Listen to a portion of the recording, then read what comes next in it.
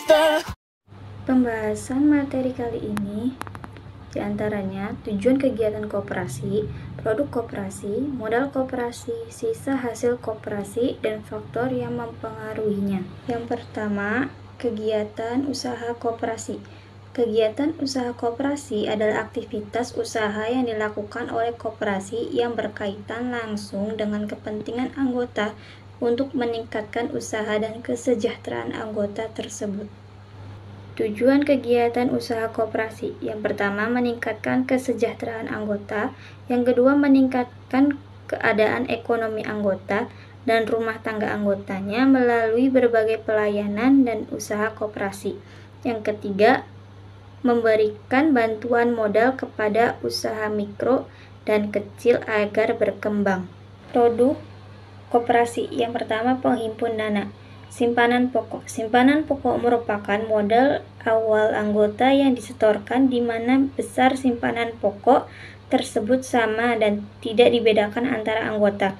Yang kedua, simpanan wajib.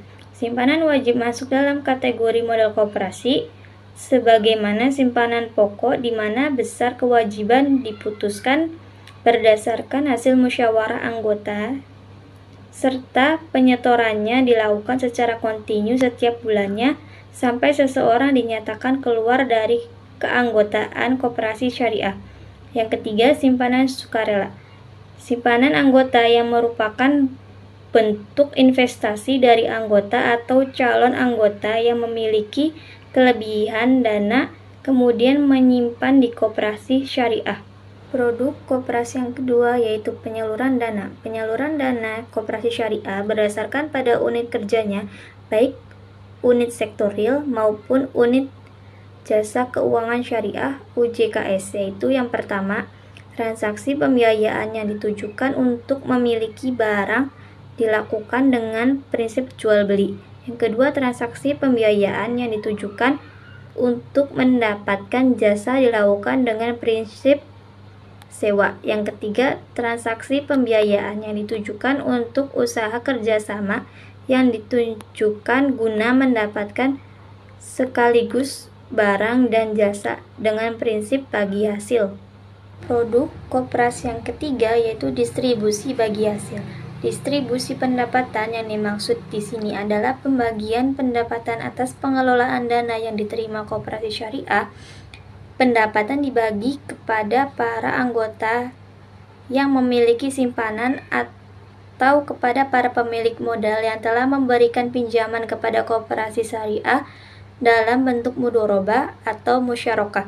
Sedangkan untuk pembagian yang bersifat tahunan periode khusus, maka distribusi pendapatan tersebut termasuk kategori SHU atau sisa hasil usaha.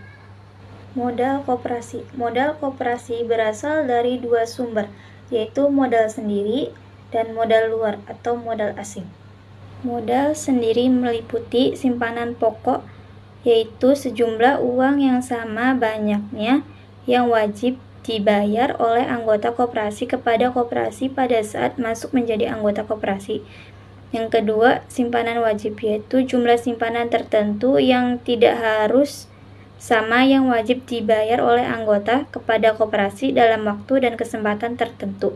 Yang ketiga, dana cadangan, yaitu sejumlah uang yang diperoleh dari penyisian sisa hasil usaha yang dimaksudkan untuk memupuk modal sendiri dan untuk menutupi kerugian koperasi yang mungkin terjadi atau bila diperlukan. Yang terakhir, hibah merupakan sumbangan dari pihak-pihak tertentu yang diserahkan kepada koperasi dalam upaya ikut serta mengembangkan usaha koperasi. Modal asing. Modal asing adalah modal yang berasal dari luar perusahaan yang sifatnya sementara ada di dalam perusahaan koperasi, dan bagi perusahaan koperasi, modal tersebut merupakan utang yang pada saatnya harus dibayar kembali atau biasanya didapatkan dari proses pinjaman dari bank dan lembaga keuangan lainnya. Modal ini dapat dikelompokkan menjadi utang jangka pendek, yaitu jangka waktunya paling lama 1 tahun, utang jangka menengah, yaitu jangka waktu paling lama 10 tahun, dan utang jangka panjang, yaitu jangka waktunya lebih dari 10 tahun. Sisa hasil usaha koperasi. Sisa hasil usaha adalah suatu laporan yang menunjukkan kemampuan koperasi menghasilkan profit dalam suatu periode akuntansi atau 1 tahun. Untuk mengetahui profit yang diperoleh koperasi dalam suatu periode dapat dihitung dengan cara mengurangkan beban yang dikeluarkan koperasi dalam satu periode dari pendapatan yang diperolehnya dalam periode yang sama. Faktor-faktor yang mempengaruhi SHU terdiri dari 2 faktor, yaitu faktor dalam dan faktor luar. Faktor dalam yaitu partisipasi anggota. Para anggota koperasi berpartisipasi dalam kegiatan koperasi karena tanpa adanya peran anggota maka koperasi tidak akan berjalan lancar. Yang kedua, jumlah modal sendiri. Yang ketiga, jumlah unit usaha yang dimiliki setiap koperasi pasti memiliki unit usaha.